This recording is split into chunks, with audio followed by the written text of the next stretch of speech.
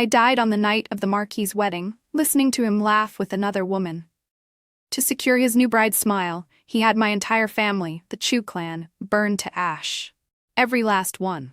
When fate dragged my soul back to life, I sought him out and married him again. This time, I wore an innocent smile, perfected the role of the fragile, loyal wife. I drew him closer, softened his ambition, and helped him climb to the pinnacle of power. Also, I could guarantee his fall would be the furthest, the hardest, the most agonizing. Marquis, remember the divorce you once sought? You want to leave me now?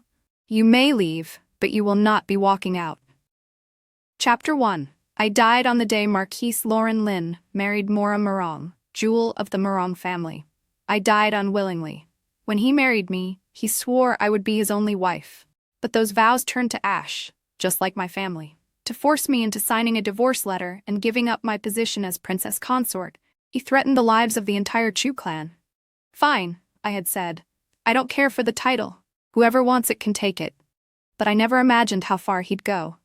To amuse his new bride and secure support from her family, Lauren burned down the Chu residence, more than 100 lives, not a single survivor. Standing in the inferno, I laughed, wild, broken laughter, at my own stupidity for marrying a man worse than a beast. I spun through the flames, letting the red fire swallow my white wedding robes. Lauren Lin, we will meet again. And for every life you took, I will make you pay. My gaze lingered on the red wedding lanterns hanging high in the Marquis's manor. And then I fell into the sea of fire. When I opened my eyes again, I was Princess Amanda, the imperial princess everyone in the capital envied, the emperor's most precious legitimate daughter. Amanda, you're of age now, the emperor said. I intend to marry you to Ethan Gu, the heir apparent of the Western Marquis. Handsome, gifted, one of the best young men in the capital. No, father, my heart already belongs to someone. I will marry no one else. Oh, his brows rose. Who is worthy of my daughter's devotion? Marquis Lauren Lin of Eastwood. The emperor shot up from his dragon throne and slammed the memorial onto the floor. Absurd! The man already has a wife. Are you saying a princess would debase herself to be his concubine? His fury shook the hall. Even as a concubine, I said softly, I am willing. You've gone mad, completely mad. His old illness flared from anger, and he coughed blood. But no matter what he said, I insisted. From palace officials to ordinary citizens, everyone whispered that the princess had lost her sanity. But so what? If the palace wouldn't help me marry him, I'd arrange it myself. That night, disguised as a eunuch, I slipped out of the palace. My destination, Drunken Fragrance House, the brothel adored by the capital's wealthy sons. Well now, young master, the madam scoffed, our girls don't take an interest in people like... I tossed several gold ingots onto the table. Enough. I want to be this house's top courtesan. Her smile widened instantly. Of course, whatever you wish. Within days, the name Cian spread through the entire capital, the mysterious courtesan of Drunken Fragrance House.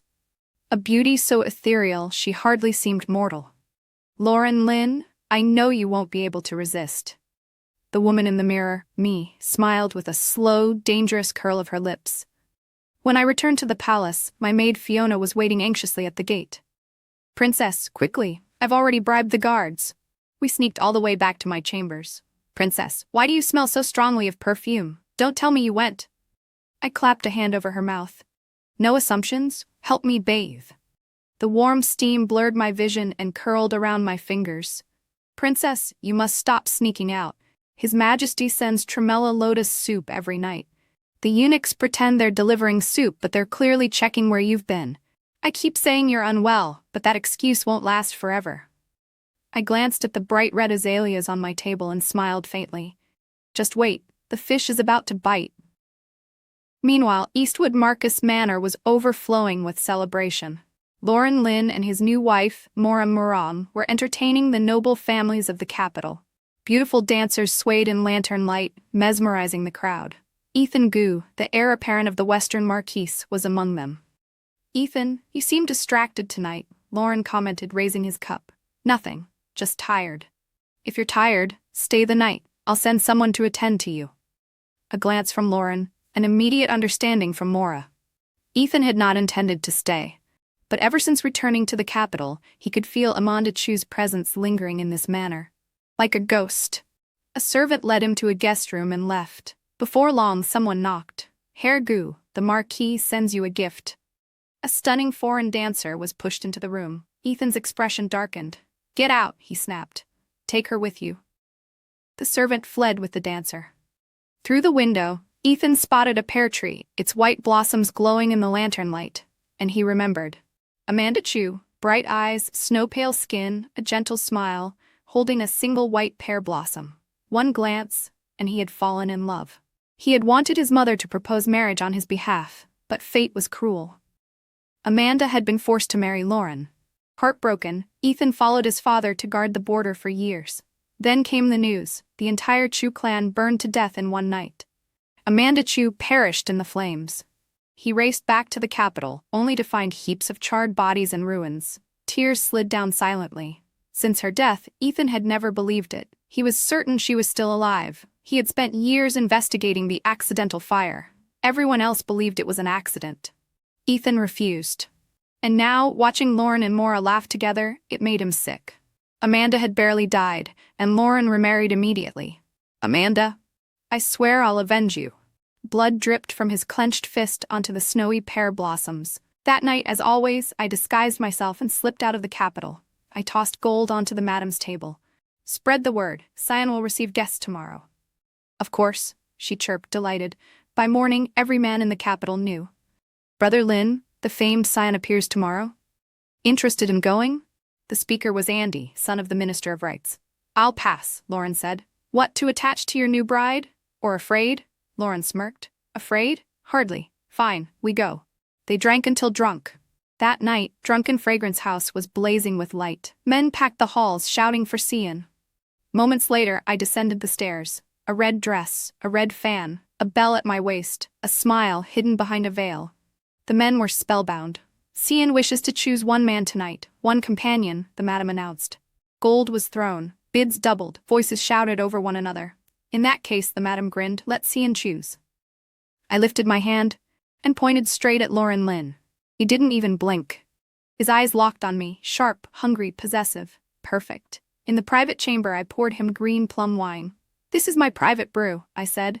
I share it only with those I deem worthy. He drank it in one swallow. This wine is like you, sharp at first, sweet afterward.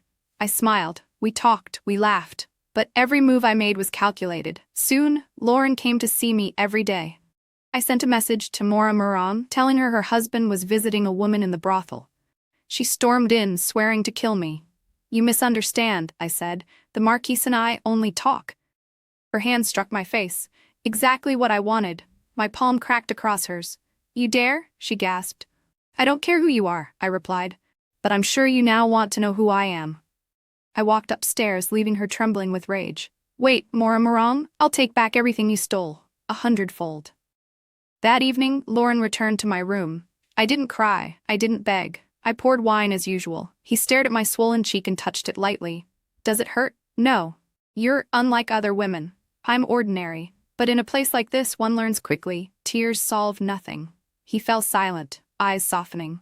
Lauren Lin, I thought, if I were still the old Amanda, I might fall again. But this time, never. Marquis, it's late. You should return home. Lady Maura must be waiting. He left reluctantly. Back home, he drank alone. Maura questioned him again and again until he smashed a cup on the floor. Enough. Leave. Half drunk, he hallucinated Amanda Chu beneath the pear tree. Amanda, I loved you, he murmured. But I loved power more. He passed out. In the palace, I moved on to my next step. I asked for an audience, but the emperor conveniently claimed illness. He knew exactly why I wanted to see him, to insist on marrying Lauren again. Lauren sent me a chest of jewelry. I returned it with a letter. Marquis, Cyan can no longer stay by your side. I have found my destination. Lauren rushed to the brothel in panic. I want Cyan. She's with a guest. He shoved the madam aside and broke into the room. Seeing Andy pulling at me, Lauren beat him bloody. Marquis, no, I'm not worth it, I cried, clinging to him. He held me tightly and led me out. Across the street, Maura Moran saw everything, her expression twisted. Back at the manor, Lauren was still wrapped in the sweetness of what had just happened outside the brothel. Bad news, Marquis. The servant fell to his knees. I went to deliver the jade bangle to Cyan, just as you ordered, but... But what? Lauren snapped. Speak. Her room caught fire. The house, it burned. Sion is dead. Lauren's legs gave out. He dropped into a chair. By the time he rushed to Drunken Fragrance House, Sion's boudoir was nothing but blackened beams and ash. When he returned to Eastwood Marcus Manor, he stormed into Mora Moran's room and slapped her across the face. "You venomous woman," he growled through clenched teeth. "You hit me? For a courtesan?" Mora shot back, trembling with fury. "Don't forget who I am. I'm a Morang. Are you ready to throw away my family's support?" Lauren had always hated being threatened. He stepped forward and wrapped his fingers around her throat. Mora's face flushed red as she clawed at his hand, struggling to breathe. "Marquis, please, let my lady go." Her maid knelt on the floor, begging. As much as Lauren despised Mora in that moment, he still needed the Moran family's power. He loosened his grip and walked away without another word. Chapter 2. In the palace, I sat sipping tea while listening to the latest reports from Eastwood Marcus Manor. The more I heard, the lighter my heart felt. Sion was dead. It was time for Princess Amanda to step onto the stage. Your Majesty, something terrible has happened." Fiona burst into the hall, eyes full of tears. "The princess, she took poison." Emperor John's hand shook. Half his ginseng tea spilled over the table. "Prepare the carriage, now, to Amanda's palace." He arrived to find me lying on the bed, pale and barely breathing. Tears streamed down his face. In that moment, he looked nothing like a distant, untouchable emperor, only a father. "My child, why must you torment yourself like this?" His voice broke. "As long as you wake up, I will allow you to marry that Marquis of Eastwood." I heard every word. There it was, the opening I needed. 3 days later, I miraculously recovered. I could walk, talk, and even laugh. "Father," I said sweetly, "a royal promise must be kept." Emperor John's face was dark with reluctance, but an emperor's word could not be taken back. And so, I married Lauren Lynn. That night, I sat alone under the red wedding canopy. Beside me, a pot of red azaleas stood half in bloom. Since losing Sion, Lauren had lost interest in everything. Even on our wedding night, not a trace of joy showed on his face. Still, for the sake of my status as a royal princess, he forced himself through the ceremony. As for the bridal chamber, I spent it alone. I even lifted my own veil.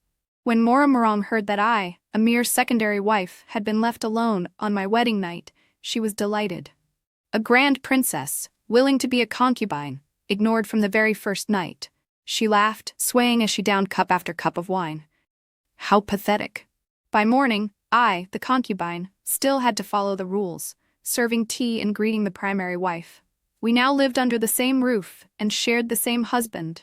Etiquette demanded it. "Good morning, elder sister. Please have some tea." I bowed, head slightly lowered. A pure white veil covered half my face. "Well now," Mora sneered, "how could I trouble such noble hands?" Her voice was sweet, her eyes were not. "Elder sister jests," I said calmly. "Though I am a princess, I entered the manor after you. By court etiquette, I must serve you tea. Rules in the palace are stricter than those in common homes." Her expression tightened, but she couldn't openly explode.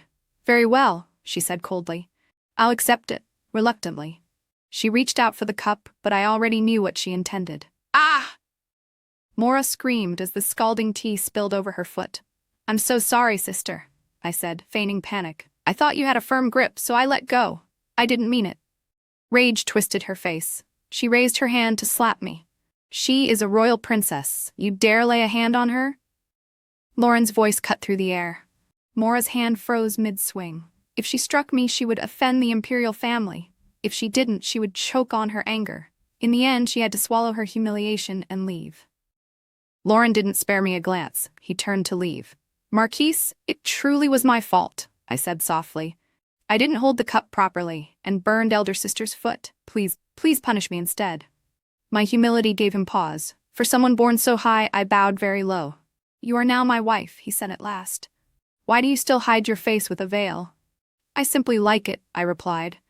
"But if you don't, I'll take it off." I lifted the white veil. Underneath was Sion's face, exactly the same. Sion. The name slipped out before he could stop it. "Marquis must be mistaken," I said, expression calm. "I am Princess Amanda, not this Sion." He stared at me, eyes moving from my brows to my lips, searching for an answer. "How can two people look so alike?" He asked himself that question again and again. Back in his study, Lauren sat for a long time, lost in thought. If I were truly Cyan, how could I also be the Emperor's beloved daughter? How could a royal princess and a brothel courtesan be the same person? It didn't make sense. But ever since seeing my face, the dying embers in his heart had flared to life again. That night, I sat before the mirror and carefully applied my makeup. I knew Lauren would come. I had wine prepared and red candles lit. Sure enough, he pushed open the door and walked straight toward me. "Marquis, what brings you here tonight?" I asked with a gentle smile. "On our wedding night, I left you alone," he said. "That was unfair to you."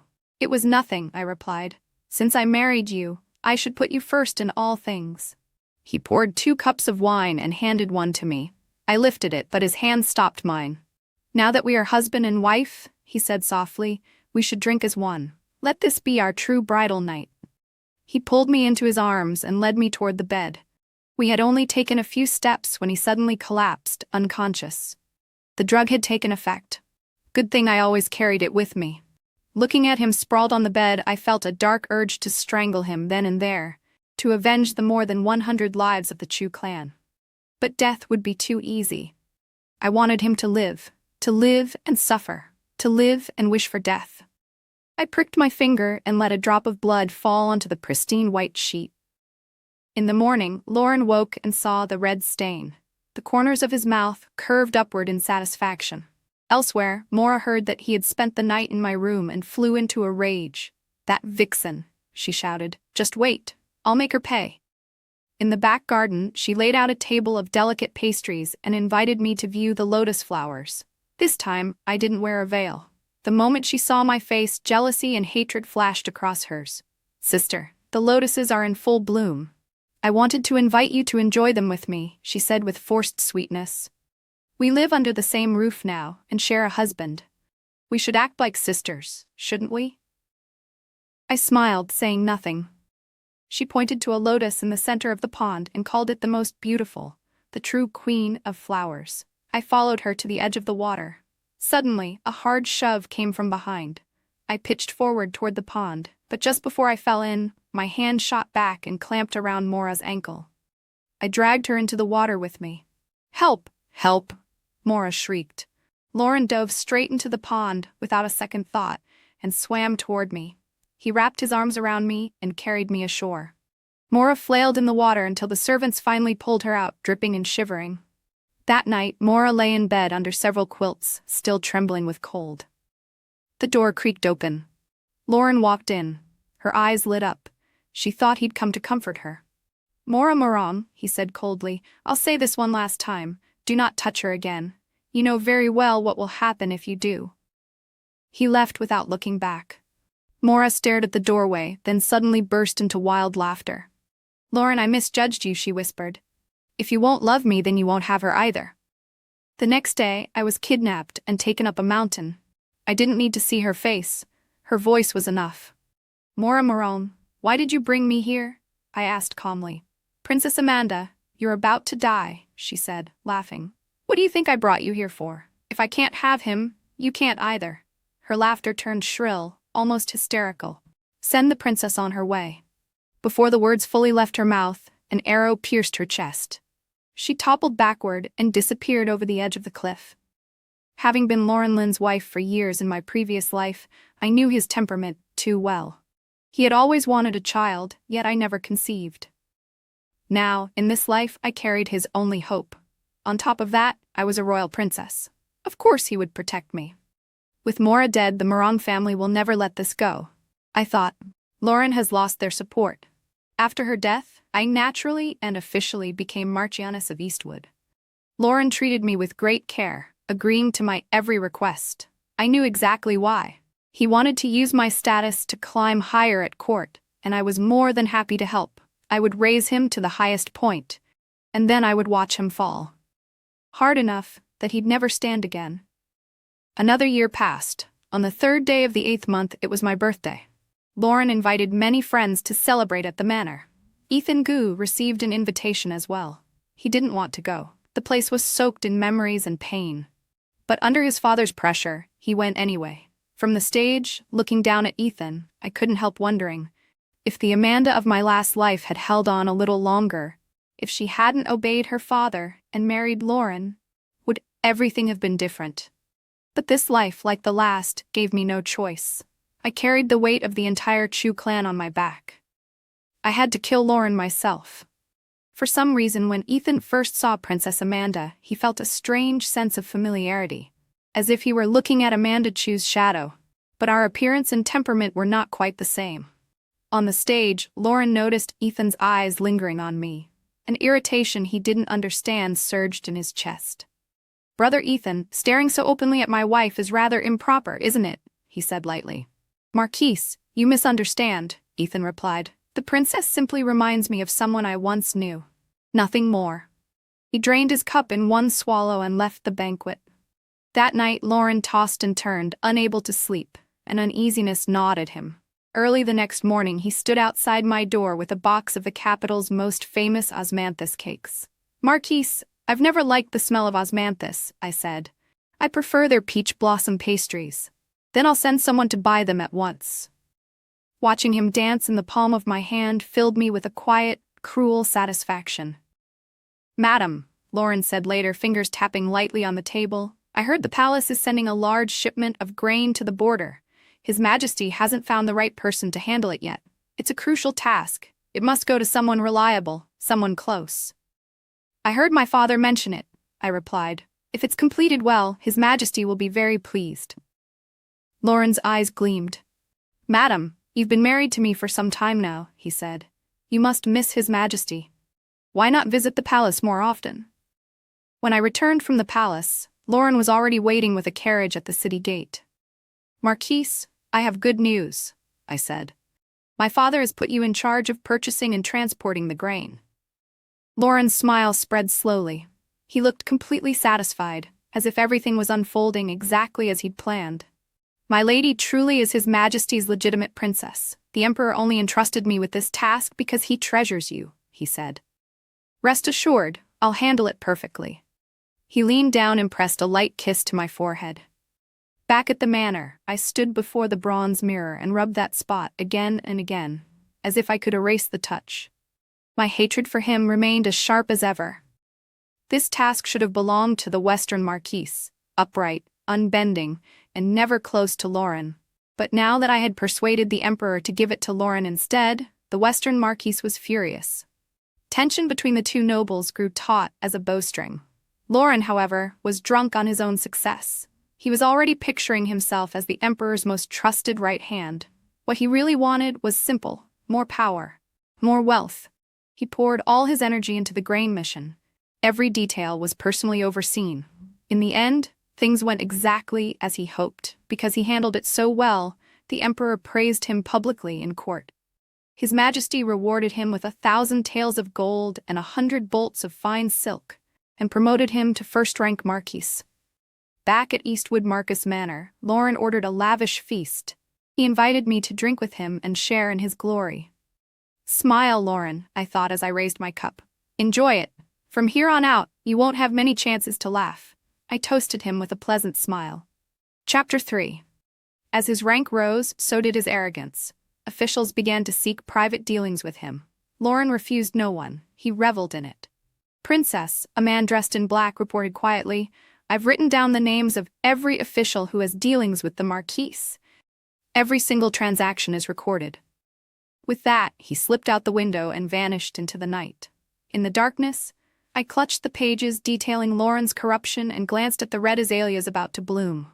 Almost time. The next day, spring sunlight filled the courtyard. In a rare good mood, I sat beneath the pear tree, enjoying the blossoms. "Princess, you're in fine spirits today." It wasn't Lauren's voice. It was Ethan Goo's. "So it's you, Herr Ethan," I said. "When one is happy, everything looks beautiful." "The princess reminds me of someone I once knew," he said quietly. "She also loved pear blossoms. She used to sit under a tree just like this and look up at the white petals." With that, he simply sat down on the ground and stared at the blossoms. We sat in silence for a long time. The sadness in his eyes told me exactly who he was thinking of: Amanda Chu. But there was nothing I could say. I couldn't tell him that I was Amanda, reborn. "Brother Ethan, what brings you here?" Lauren's voice cut through the air. His eyes were fixed on me, sharp and possessive, as if I'd already betrayed him. "I came to see you, Marquis, but you weren't around," Ethan replied calmly. Lauren clapped him on the shoulder. "Come, let's talk in the front hall." Not long after, Ethan left the manor. He didn't take the main entrance, he took the long way around, just to steal one last glance at me from a distance. He didn't know why he did it. He just couldn't stop himself. Back at the Western Marquis Manor, Ethan took out the half-jade pendant he had picked up from the ruins of the Chu estate years ago. The quality and carving were clearly something only a noble house could afford. He had gone to Eastwood Marquis Manor that day with the intention of finding clues. But as he was going through Lauren's study, he heard servants outside asking after the Marquis. He had been forced to leave, for the moment. Seeing me in the courtyard under the pear tree, he had used the blossoms as an excuse. Now, running his fingers over the jade, he felt his suspicions harden. His instincts told him one thing. The Chu family massacre was tied to Lauren Lin. "My lady, I am now a first-rank Marquis," Lauren said. "I have both power and wealth. There's one thing I wish to ask of you. I don't know if you are willing." The moment he spoke, I already knew. An heir. He wanted a child. "Marquis, such things are in heaven's hands," I replied, lowering my eyes, pretending to be shy. "You're right," he said. "Then we should try harder." Ridiculous. In my last life, Amanda Chu had already been carrying his child. He just never knew. He burned us all alive, including his own unborn baby. "Lauren, you dare ask me for another child. You really are dreaming." Still, the play had to go on. In the days that followed, I began to act as if I were with child. I craved sour foods. I rushed out to retch. I pressed a hand to my belly and frowned at the right moments. I wrote to the emperor and asked him to send an imperial physician to check my pulse. "Marquis, the lady has a happy pulse," the physician announced. Joy flared across Lauren's face. "Hurry, bring her a bowl of ginseng soup," he ordered. After soothing me, he went straight to the ancestral hall to tell the Lin ancestors the good news. I exchanged a glance with the physician. He understood and withdrew without another word. Meanwhile, Ethan Gu still couldn't let go of the jade pendant. He was not satisfied. He decided to return to Eastwood Marquis Manor that very night. He first checked Lauren's whereabouts and learned that Lauren was in my room. So Ethan slipped quietly into Lauren's study. He searched carefully, but found nothing. A flicker of candlelight passed by the window, startling him. In his panic, his hand bumped the Buddha statue beside him. The statue began to turn, revealing a hidden compartment underneath. A wooden box. Ethan carefully took it out and opened it. Inside lay half of a jade pendant. He ran his fingers over the carving and felt his heart tighten. It was exactly the same as the half he had picked up from the ruins of the Chu estate. There was no time to think. He tucked the jade into his robe, twisted the Buddha back into place, and slipped out through the window. Back at the Western Marquis Manor, he pressed the new half against the one he already had. They matched perfectly. Not a single line was out of place. "Amanda's death really is tied to you," Ethan whispered. "Lauren Lin, I'll make you pay in blood." Back in his study, Lauren went to the Buddha to offer incense as usual. Suspicious by nature, he felt at once that the statue was slightly off. Uneasy, he twisted the hidden mechanism. The wooden box was still there. He opened it. Empty. The half-jade pendant was gone. "Guards! Guards!" he roared. "Marquis, what is it?" They rushed in, startled. "Someone broke into my study. What were you doing? Sleeping on duty? Useless fools, find the intruder, now." After they left, Lauren sat there, thinking back over everyone who had come to the manor recently. Was it him? The next day, he went to the Western Marquis Manor in person. "Brother Ethan, I've come especially to see you today," Lauren said with a smile that didn't reach his eyes. "I have a request." "Marquis, you are too polite," Ethan replied smoothly. "Speak freely." "There was a thief in my manor yesterday. Something was stolen." Lauren watched his face carefully. "You know many people. I was hoping you might know someone who can help me find the culprit." "What did you lose?" Ethan asked. "Judging from your expression, it must be important." "It isn't particularly valuable," Lauren said lightly. They traded polite words, testing and probing each other. Both men knew more than they were willing to admit. "I'll ask around for you," Ethan said finally, smiling. "Don't worry, Marquis." He personally walked Lauren to the gate. Marquis, we've discovered something. A servant reported later. During the time of the theft, Herr Ethan was not in the Western Marquis manor. Lauren waved the man away and sat in silence, staring at the sword beside him. His eyes grew colder and colder. The red azaleas on my table were now in full bloom. Their petals were as bright as spilled blood. It was time. I slipped the pages recording Lauren Lynn's secret dealings with court officials into a letter and sent it to the Western Marquis.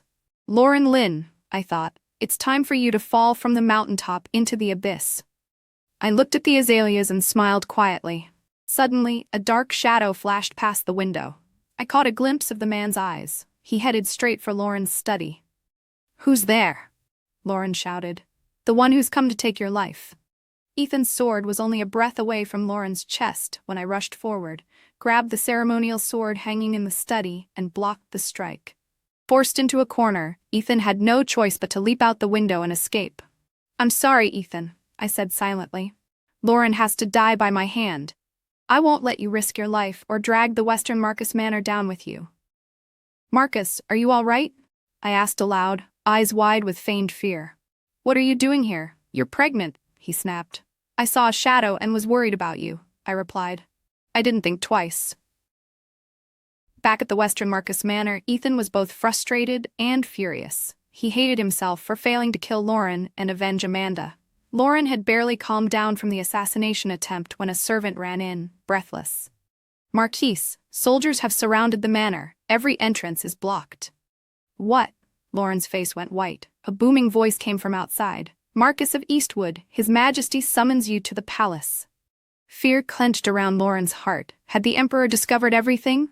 He knelt in the throne room, his whole body trembling. "Marquis of Eastwood, how dare you?" the Emperor roared. "You formed private factions and embezzled imperial silver." He hurled a memorial at Lauren's feet. It was filled with accusations, everyone aimed at Lauren Lynn. "Your Majesty, I know I was wrong," Lauren cried. "Please be merciful. Princess Amanda is still pregnant. For her sake and for the unborn child, please spare my life." He kowtowed again and again, so hard his forehead bled. "Take this criminal to the dungeon," the Emperor ordered coldly. "He will await judgment." The guards dragged Lauren away as he shouted, "Your Majesty, spare me, spare me." I returned to the palace and changed into a bright red dress. With a divorce letter in hand, I went to the dungeon alone. Husband and wife, after all. It was only proper to see him one last time. "My lady, I was wrong," Lauren sobbed the moment he saw me. He gripped the iron bars and snatched at my hand. "Please, beg His Majesty for me. Ask him to spare my life." "Marquis, don't worry," I said softly. "You'll be leaving soon." His eyes lit up with desperate hope. "Truly, my lady?" I nodded slightly. "Marquis, I've brought you a few gifts," I said. "I hope you like them." I tossed the letter through the bars. He picked it up and unfolded it. "What is this?" His eyes bulged. "A divorce letter? Since ancient times, only a man casts off his wife, and you're divorcing me?" He stared at me in disbelief. "Don't worry, there's more," I said calmly. "Aren't you curious how the Emperor learned of your secret dealings?" I smiled. "It was you?" he hissed. "Yes," I said. "It was me." "Why? Why would you do this to me?" His hands tightened around the bars. His voice cracked with rage and panic. "You want to know why?" I tilted my head. "I don't feel like telling you. You don't even care about our child?" he shouted. "Child?" I laughed softly. "What child? Don't joke, Marquis. There is no child. Since we've come this far, I might as well let Cian tell you everything." "Cian?" His eyes shook. You are Cian?" "That's right," I said. "Princess Amanda is Cian. Step by step, I lured you in. As Cian, I drew you into a dream of tenderness, pushed you away from Mora Morong, and made you kill her with your own hands. Then I married you as Princess Amanda and watched your every move. Even your most trusted aides were mine. Every secret meeting, every dirty deal, you sent the silver, and I sent the records to the Western Marquis. The officials impeached you, dragged you off your high clouds, and smashed you into the mud." I leaned in a little closer. "Oh, and one more thing," I added lightly. "I was never pregnant. We never even shared a real bridal night. So, Marquis, how do you like the gifts I prepared for you?" You venomous woman." Lauren coughed up blood from sheer fury. "There's something else you don't know," I said quietly. "Back then, Amanda Chu was carrying your child. You burned your own baby to death with the rest of us." His eyes went wide with horror. "Who are you?" he howled. "Who are you really?" He screamed the question again and again. His voice echoed through the dungeon like a ghost's wail. "Don't worry, Marquis," I said, straightening. "I told you that you would get out of here. You will." I turned away. "You'll just be lying down when you do." Leaving those words behind, I laughed and walked out of the dungeon. Moonlight flooded the courtyard, bright and cold, lighting my path back to the palace. In my bedchamber, I changed into a white dress and began to dance alone under the moon. "Amanda Chu," I whispered, spinning through the pale light, "your vengeance is complete."